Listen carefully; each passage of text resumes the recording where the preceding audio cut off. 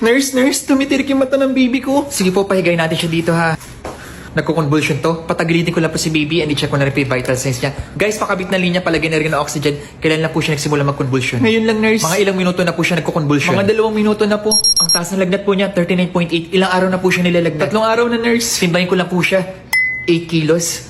Hello, Doc. May patient po tayo, 10 months old na baby. Nagko-convulsion, Doc. 2 minuto na po. May lagnat rin, Doc. Nasa 39.8. Naglagay na kami, Doc, ng swero at oxygen, Doc. Okay, ilan ang timbang ng baby? 8 kilos po, Doc. Okay, pabigay ng diazepam 0.8 mg IV now at paracetamol 80 mg IV now. Papunta na ako. Okay, Doc. Noted, Doc. Ma'am, bigay lang po ako ng gamot para sa convulsion po, ha. Order po ito ng doktor natin. Sige po, nurse. Ito naman po para sa lagnat. Nurse, thank you po.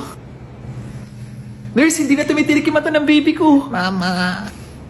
Darwin, mukhang maganda yung ngiti mo, ah. Yes, ma'am. Na-apply ko na po kasi yung turo nyo. Dati po, nararattle ako pag may dinadala dito na nagko-convulsion.